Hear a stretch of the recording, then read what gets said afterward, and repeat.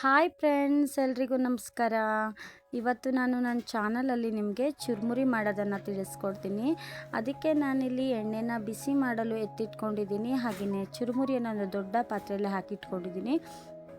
ಕೊತ್ತಂಬರಿ ಸೊಪ್ಪು, ಕರಿಬೇವು ಹಾಗೆಯೇ ಬೆಳ್ಳುಳ್ಳಿಯನ್ನು ತೆಗೆದಿಟ್ಕೊಂಡಿದ್ದೀನಿ. ಆಮೇಲೆ ಶೇಂಗಾ ಬೀಜನ ಇಟ್ಕೊಂಡಿದ್ದೀನಿ, ಪುಟಾಣಿ ಕಾಳು, ಅರಿಶಿನ ಪುಡಿ, ಆಮೇಲೆ ರುಚಿಗೆ ತಕ್ಕಷ್ಟು ಉಪ್ಪು ಮತ್ತು ಖಾರದ ಪುಡಿಯನ್ನು ತೆಗೆದುಕೊಂಡಿದ್ದೀನಿ. ಮೊದಲಿಗೆ ನಾನು ಎಣ್ಣೆ ಕಾಯಲ್ಲಿ ಇಟ್ಕೊಂಡಿದ್ನಲ್ಲ, ಅದು ಬಿಸಿ ಆಗಿದ್ಮೇಲೆ ಸ್ವಲ್ಪನೇ ಸಾಸಿವೆ ಹಾಗೆ ಜೀರಿಗೆಯನ್ನು ಹಾಕ್ಕೊಂಡಿದ್ದೀನಿ. ಸಾಸಿವೆ ಜೀರಿಗೆ ಚಟಪಟ ಅಂದಿದ ಮೇಲೆ ನಾನು ಪುಟಾಣಿ ಕಾಳನ್ನು ಹಾಕ್ಕೊಳ್ತಾ ಇದ್ದೀನಿ. ಪುಟಾಣಿ ಕಾಳು ಚೆನ್ನಾಗಿ ಎಣ್ಣೆಯಲ್ಲಿ ಫ್ರೈ ಆಗಬೇಕು, ಅಲ್ಲಿಯವರೆಗೂ ನಾವು ಫ್ರೈ ಮಾಡ್ಕೊಳ್ಳೋಣ. ನೋಡ್ತಾ ಇರ್ಬೋದು, ಇವಾಗ ಪುಟಾಣಿ ಕಾಳು ಚೆನ್ನಾಗಿ ಫ್ರೈ ಆಗಿದೆ. ಈ ಟೈಮಲ್ಲಿ ನಾನು ಜಜ್ಜಿಟ್ಟಿರುವಂತಹ ಬೆಳ್ಳುಳ್ಳಿ ಹಾಗೆಯೇ ಕರಿಬೇವು ಮತ್ತು ಕೊತ್ತಂಬರಿ ಸೊಪ್ಪನ್ನು ಹಾಕ್ಕೊಳ್ತಾ ಇದ್ದೀನಿ. ಇದು ಚೆನ್ನಾಗಿ ಫ್ರೈ ಆಗಬೇಕು, ಎಣ್ಣೆಯಲ್ಲಿ ಸ್ವಲ್ಪನೇ ಕ್ರಿಸ್ಪಿ ಆಗಬೇಕು, ಅಲ್ಲಿವರೆಗೂ ನಾವು ಫ್ರೈ ಮಾಡ್ಕೊಳ್ಬೇಕಾಗತ್ತೆ. ಇವತ್ತು ನಾನು ಮಾಡ್ತಿರೋದು ಬಂದುಬಿಟ್ಟು ಒಂದು 2.5 kg ಆಗುವಷ್ಟು ಚುರುಮುರಿ ಅಥವಾ ಮಂಡಕ್ಕಿಯನ್ನು ಒಗ್ಗರಣೆ ಹಾಕ್ತಾ ಇರುವಂತಹದ್ದು. ನಮ್ಮ ಕಡೆ ಇದೇ ರೀತಿ ಹಾಕ್ತಾರೆ, ಹಾಗೆಯೇ ನಿಮಗೂ ಕೂಡ ತೋರಿಸೋಣ ಅಂದ್ಬಿಟ್ಟು ನಾನು ವಿಡಿಯೋನ ಸ್ಟಾರ್ಟ್ ಮಾಡಿದ್ದೀನಿ. ಇವಾಗ ನೋಡ್ತಾ ಇರ್ಬೋದು, ಇದು ಚೆನ್ನಾಗಿ ಫ್ರೈ ಆಗಿದೆ. ಈ ಟೈಮಲ್ಲಿ ನಾನಿವಾಗ ಅರಿಶಿನ ಪೌಡರನ್ನು ಹಾಕ್ಕೊಳ್ತಾ ಇದ್ದೀನಿ. ಹಾಗೆಯೇ ಯಾರೆಲ್ಲ ಮೊದಲ ಬಾರಿಗೆ ನನ್ನ ವಿಡಿಯೋನ ನೋಡ್ತಾ ಇದ್ದೀರಾ, ಪ್ಲೀಸ್ ಸಬ್ಸ್ಕ್ರೈಬ್ ಮಾಡ್ಕೊಳ್ದೆ ವಿಡಿಯೋನ ನೋಡ್ತಾ ಇದ್ದರೆ ಪ್ಲೀಸ್ ಸಬ್ಸ್ಕ್ರೈಬ್ ಮಾಡಿಕೊಂಡು ವಿಡಿಯೋನ ನೋಡಿ ಅಂತ ಕೇಳ್ಕೊಳ್ತೀನಿ. ಹಾಗೆಯೇ ಪಕ್ಕದಲ್ಲೇ ಬರುವ ಬೆಲ್ಲೈಕನನ್ನು ಕ್ಲಿಕ್ ಮಾಡಿ ಅದರಲ್ಲಿ ಆಲ್ ಅನ್ನುವ ಬಟನನ್ನು ಪ್ರೆಸ್ ಮಾಡಿ. ಇದರಿಂದ ನಾನು ಹಾಕುವಂತಹ ವಿಡಿಯೋಗಳ ನೋಟಿಫಿಕೇಷನ್ ನಿಮಗೆ ಬಹುಬೇಗನೆ ದೊರೆಯುತ್ತದೆ. ಇದರಿಂದ ನೀವು ಸುಲಭವಾಗಿ ನನ್ನ ವಿಡಿಯೋಗಳನ್ನು ನೋಡಬಹುದು. ಹಾಗೆಯೇ ಫ್ರೆಂಡ್ಸ್, ನಾನು ಅರಿಶಿನ ಪುಡಿಯ ಜೊತೆಗೆ ಹಾಕಿರುವಂತಹದ್ದು ಬಂದುಬಿಟ್ಟು ಚುರುಮುರಿ ಪೌಡರ್ ಅಂತ ಹೇಳ್ತಾರಲ್ಲ, ಚುರುಮುರಿ ಮಸಾಲೆ ಅಂತ ಹೇಳ್ತಾರಲ್ಲ, ಅದನ್ನು ಹಾಕ್ಬೋದು.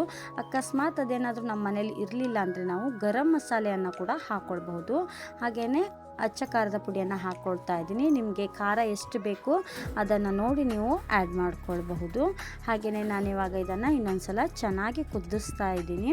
ಹಾಗೆ ಇದು ಚೆನ್ನಾಗಿ ಕುದ್ದಿದ ಮೇಲೆ ನಾನು ಅದಕ್ಕೆ ಶೇಂಗಾ ಬೀಜವನ್ನು ಕೂಡ ಆ್ಯಡ್ ಮಾಡ್ಕೊಂಡಿದ್ದೀನಿ. ಹಾಗೆಯೇ ಶೇಂಗಾ ಬೀಜ ಆ್ಯಡ್ ಮಾಡಿದ ಮೇಲೆ ನಾನು ಹುರಿದಿಟ್ಟಿರುವಂತಹ ಶೇಂಗಾ ಬೀಜ ಹಾಕಿರೋದ್ರಿಂದ ಜಾಸ್ತಿ ಹೊತ್ತು ಫ್ರೈ ಮಾಡಿಲ್ಲ. ಅದೇನಾದರೂ ಫ್ರೈ ಮಾಡದೇ ಇರೋದಾಗಿದ್ದರೆ ನೀವು ಚೆನ್ನಾಗಿ ಫ್ರೈ ಮಾಡ್ಕೊಳ್ಬೇಕಾಗತ್ತೆ. ಆಮೇಲೆ ನಾನು ಎಲ್ಲ ಫ್ರೈ ಆಗಿದ ಮೇಲೆ ಚುರುಮುರಿ ಹಾಕಿದ್ವಲ್ಲ ಆ ಪಾತ್ರೆಗೆ ಹಾಕ್ಕೊಳ್ತಾ ಇದ್ದೀನಿ. ಹಾಗೆಯೇ ಒಂದು ಸಲ ಚೆನ್ನಾಗಿ ಮಿಕ್ಸ್ ಮಾಡ್ಕೊಂಡು ಬಿಡೋಣ. ಸ್ವಲ್ಪ ಬೇಗನೆ ಮಿಕ್ಸ್ ಮಾಡ್ಕೊಂಡು ಬಿಡಬೇಕಾಗತ್ತೆ. ಹಾಗೆಯೇ ವಿಡಿಯೋ ಏನಾದರೂ ನಿಮಗೆ ಇಷ್ಟ ಆದರೆ ಪ್ಲೀಸ್ ಲೈಕ್, ಶೇರ್, ಕಮೆಂಟ್ ಮಾಡೋದನ್ನು ಮರಿಬೇಡಿ. ಹಾಗೆಯೇ ನಿಮಗೇನಾದರೂ ವಿಡಿಯೋ ಇಷ್ಟ ಆದರೆ ಶೇರ್ ಕೂಡ ಮಾಡಿ ನಿಮ್ಮ ಫ್ಯಾಮಿಲಿಯೊಂದಿಗೆ ಅಂತ ಕೇಳ್ಕೊಳ್ತೀನಿ. ಇವಾಗ ನಾನು ಚೆನ್ನಾಗಿ ಮಿಕ್ಸ್ ಮಾಡ್ಕೊಳ್ತಾ ಇದ್ದೀನಿ. ಸ್ವಲ್ಪ ಬಿಸಿ ಇರೋದ್ರಿಂದ ಚಮಚದ ಸಹಾಯದಿಂದ ಮೊದಲಿಗೆ ನಾನು ಮಿಕ್ಸ್ ಮಾಡ್ಕೊಳ್ತಾ ಇದ್ದೀವಿ. ನಿಮ್ಮೂರಲ್ಲಿ ಕೂಡ ಇದೇ ರೀತಿ ಮಾಡ್ತೀರಾ ಅನ್ನೋದನ್ನು ನನಗೆ ಕಮೆಂಟ್ ಬಾಕ್ಸಲ್ಲಿ ತಿಳಿಸಿ. ಹಾಗೆಯೇ ಫ್ರೆಂಡ್ಸ್, ಇವಾಗ ಚೆನ್ನಾಗಿ ಮಿಕ್ಸ್ ಆಗಿದೆ. ಈ ಟೈಮಲ್ಲಿ ನಾನು ರುಚಿಗೆ ತಕ್ಕಷ್ಟು ಉಪ್ಪನ್ನು ಆ್ಯಡ್ ಮಾಡ್ಕೊಳ್ತಾ ಇದ್ದೀನಿ. ಹಾಗೆಯೇ ಇನ್ನೊಂದು ಸಲ ಚೆನ್ನಾಗಿ ಮಿಕ್ಸ್ ಮಾಡ್ಕೊಳ್ತೀನಿ.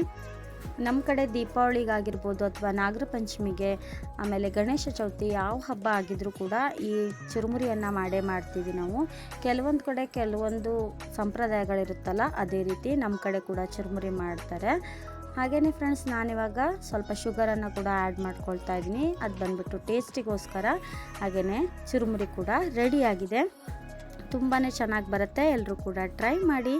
Thank you for watching.